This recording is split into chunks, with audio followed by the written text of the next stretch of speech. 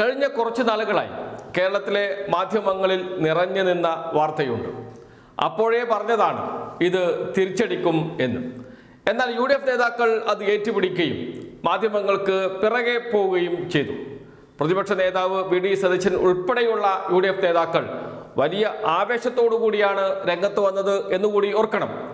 VD സതീശന്റെ വാക്കുകൾ തന്നെയാണ് അത് സാക്ഷ്യപ്പെടുത്തുന്നത്.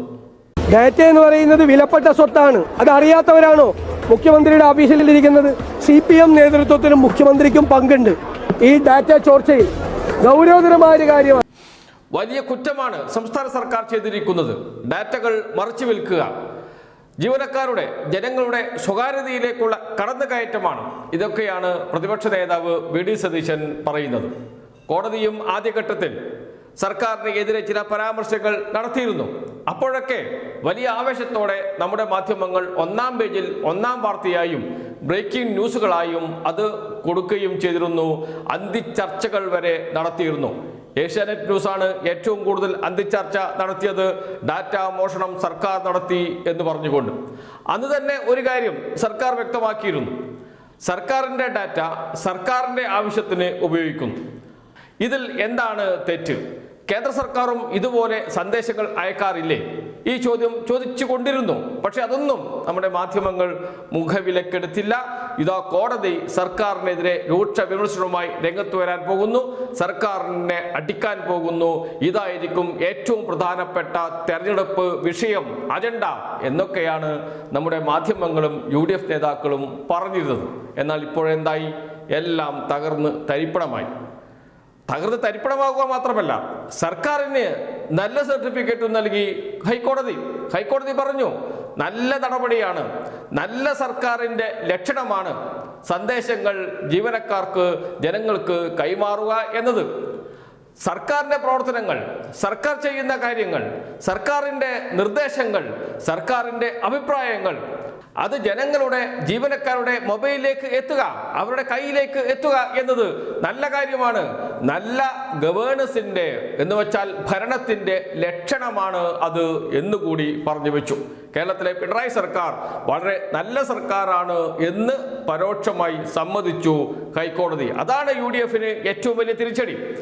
UDF ഡാറ്റ മോഷണവുമായി ബന്ധപ്പെട്ട് കോടതിയെ സമീപിക്കുമ്പോൾ കോടതിയിൽ നിന്ന് വലിയ തിരിച്ചടി സർക്കാർ ലഭിക്കും എന്നാണ് കരുതിയത്. അങ്ങനെ ഒരു തിരിച്ചടി ലഭിച്ചിട്ടില്ല എന്ന് മാത്രമല്ല, സർക്കാരിനെ പുകഴ്ത്തുകയും ചെയ്തിരിക്കുന്നു ഹൈക്കോടതി. ഇവിടെ വീണത് UDF ആണ്. ഇവിടെ വീണത് കേരളത്തിലെ പ്രമുഖ മാധ്യമങ്ങളാണ്.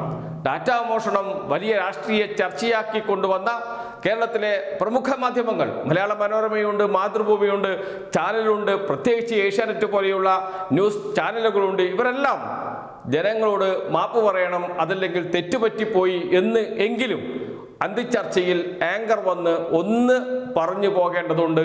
അത്രമാത്രം വീരസ്യമായിരുന്നു ഇവർ ചർച്ചകളിൽ നടത്തിക്കൊണ്ടിരുന്നത്. ഇതാ സർക്കാരിന് ഏറ്റവും വലിയ തിരിച്ചടിയാകാൻ പോകുന്ന വിഷയമാണ് ഇത് എന്നൊക്കെ പറഞ്ഞുകൊണ്ട് ഇന്റർനാഷണൽ കുറ്റമാണ് സർക്കാർ ചെയ്തിരിക്കുന്നത് എന്നുകൂടി പറഞ്ഞു വെച്ച ചാനൽ ആങ്കർമാരുണ്ട് കേരളത്തിൽ എന്ന് നോക്കണം. അവർക്കെല്ലാം ഇപ്പോൾ മുഖമടച്ച് കിട്ടിയ അടിയാണ് ഹൈക്കോടതിയിൽ നിന്ന് ലഭിച്ചിരിക്കുന്നത്. UDFനേറ്റ കനത്ത തിരിച്ചടി. അതും തെരഞ്ഞെടുപ്പ് പടിവാതിൽക്ക് വന്ന് നിൽക്കുമ്പോഴാണ് തിരിച്ചടി ലഭിച്ചത് എന്നോർക്കണം. ഇതാദ്യമായിട്ടല്ല UDFനും കേരളത്തിലെ മാധ്യമങ്ങൾക്കും കോടതിയിൽ നിന്ന് തിരിച്ചടി ലഭിക്കുന്നത്. നേരത്തെ സർവേയുമായി ബന്ധപ്പെട്ട്, ജനകീയ സർവേയുമായി ബന്ധപ്പെട്ട് ഹൈക്കോടതിയിൽ നിന്ന് എതിർവിധിയുണ്ടായി, സർക്കാരിനെതിരായ വിധി ഉണ്ടായിരുന്നു. അപ്പോൾ വലിയ ആഘോഷമായിരുന്നു നടത്തിയത്.